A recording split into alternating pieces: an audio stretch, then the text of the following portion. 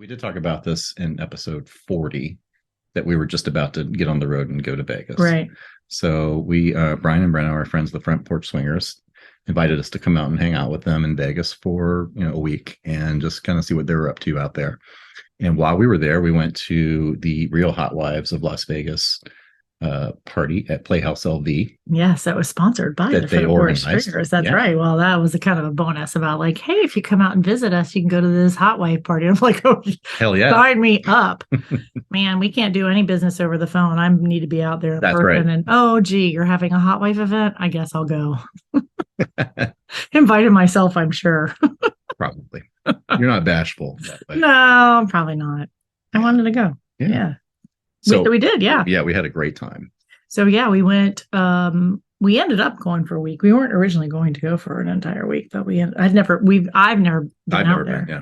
Yeah, I think Venus and Crimson had been out there or in passing, or like Crimson had been when she was a kid or something. And I can't remember Phoenix when he was out there, but yeah, so we decided to roll all of that into go into our Instagram and see some of the photos because we did the Grand Canyon tour and the Hoover Dam, and we drank a lot and ate a lot and gambled once. I spent $5. It's not my thing. I know. I'll buy lotto tickets all day long. Yeah, for some reason, I draw the line at. I know you put the $5 in and you were like standing there looking at the machine. I'm like, you just do this. And I pressed the button. I'm like, oh shit, I just used his $5. I'm like, well, shit, where is it? Come on, make it rain. I didn't win. Yeah. No, that was it. I gave up. But we were going to play blackjack. We will try the dollar. I think it's dollar blackjack or something the next time we go back. Cause we will be going back, ladies and gentlemen.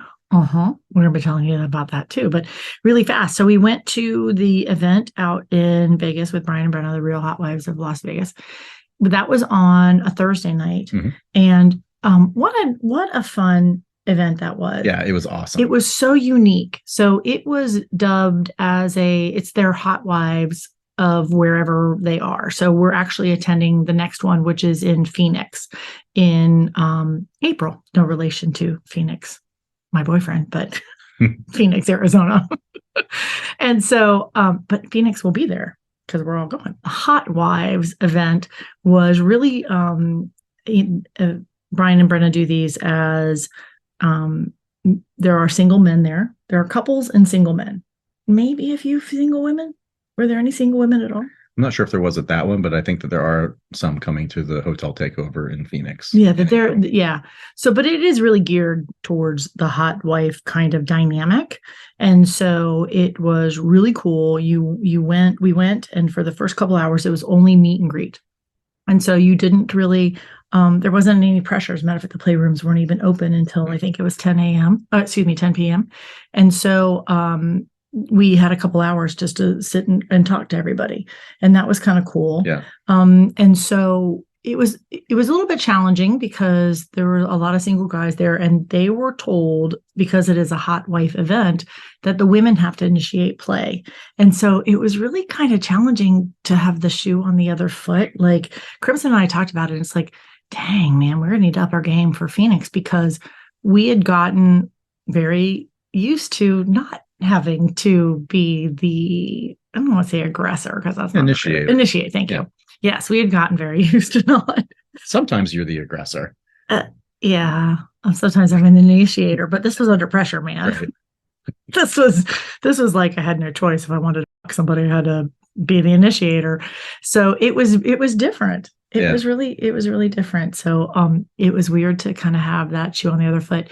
Yet the gentleman that I met made that very easy for me. So yeah, my experience with him ended up not being as fruitful as I would have hoped, but that's okay. These things happen. And we actually, it was really interesting because there was actually a couple of gentlemen that I talked to that were interested in trying to connect with that evening, and just neither one really kind of panned out the way that it could have.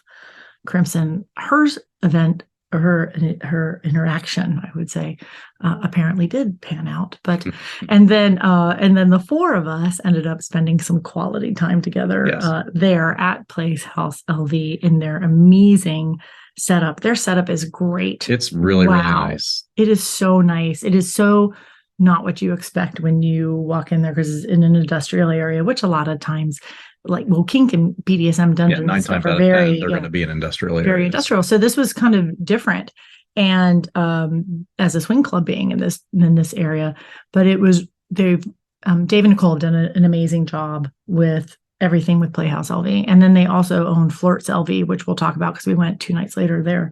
But a little bit different, but still, they've done an amazing job with setting up just wonderful spaces, wonderful places, a great atmosphere, really great people.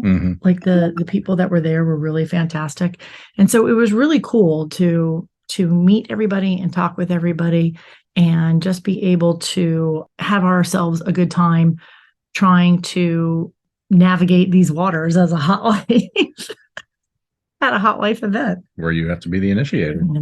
I know. So rather than saying you have to be the initiator, I like the way that Brenna phrased it, which is, this is a female-centered event. And so now what that winds up being is you're the initiator, but I'm trying to put a more positive spin on it, because I think that you were a little intimidated. I mean, both of you and Crimson at times were a little intimidated, but I think thinking of it as, this is all about us women. Well, you women. Right. Yeah. I don't know that I would say either one of us were necessarily intimidated. I think that what I would say was that the guys were a little less, they were worried, because when they put on this event, they said, like, if the guy oversteps his bounds, especially if it's a single guy that's been brought in to help with the hot wives, they've been told, like, if you won't be asked back. And so I think that they were definitely on their best behavior. And so they sat there like little schoolboys. Not necessarily, not all of them, but it had a little bit of that kind of a feel to it. So Crimson and I talked about it, and like, next time we'll be a little bit more prepared. We'll be a little bit more assertive and just a little bit more conversational.